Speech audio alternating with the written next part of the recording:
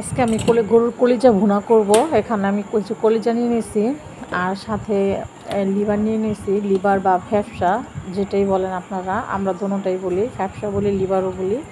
এগুলাকে এখন আমি কাইটা ছোট ছোট টুকরো করে নেব, তারপরে ধুইয়া সিদ্ধ বসাবো। এই যে এখানে মাঝারি সাইজের টুকরা করে নিয়েছি আর কিছু পেঁয়াজ কেটে নেব এদিকে। আর এখানে যে সিদ্ধটা বসাইছি আমি কলিজা আর লিভারগুলো, এখানে বলক আসছে। এখন ভালো করে সিদ্ধ হতে দিব যাতে ভিতরে রক্তগুলো সব বের হয়ে যায়।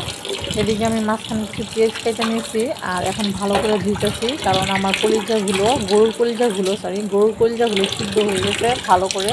লিভার আর কলিজাগুলো এখন ভালো করে দেবো। দেখেন কতগুলো ময়লা পানি বের হইতেছে, এগুলো সব কলিজার আর মানে ফ্যাপসার যে ময়লা পানি মানে রক্তের পানি সেগুলো বের হইতেছে।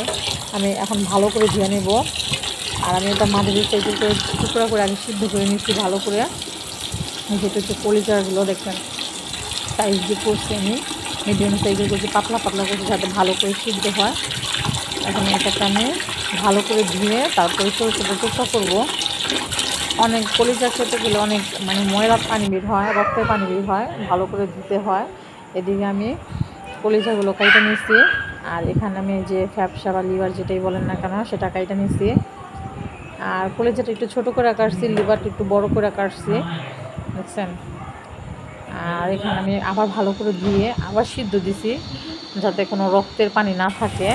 আর এদিকে আমি পেঁয়াজ বসাইছি, এখানে আমি তেজপাতা, লং, এলাচ এগুলো সব দিছি, লবণ দিছি। আর আদা রসুন দেবো এখন। আদা রসুনটাও পেঁয়াজ একটু ভেজে নেব যাতে কাঁচা মশলার গন্ধটা না আসে।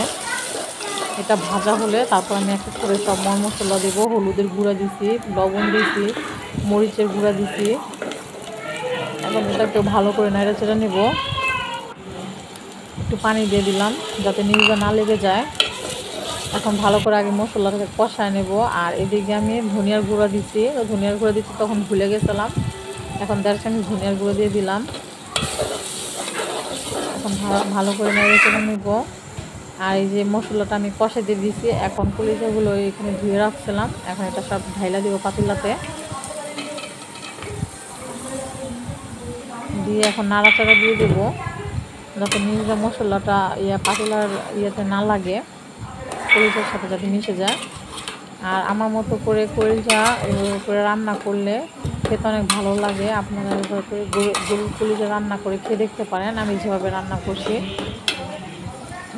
এখন আমি পানি দিয়ে দেবো এটা সিদ্ধ হওয়ার জন্য। আমি ভালো করে কষায় নিয়েছি। ভিডিওটা বড় হবে দেখে আমি অল্প অল্প করে এখানে করে দিচ্ছি আপনাদের ভিডিওটা দেখার জন্য, নাহলে ভিডিওটা লং হয়ে যাবে। এদিকে এখন আমি ঢেকে দিলাম, বলক আসছে কলিজাটা।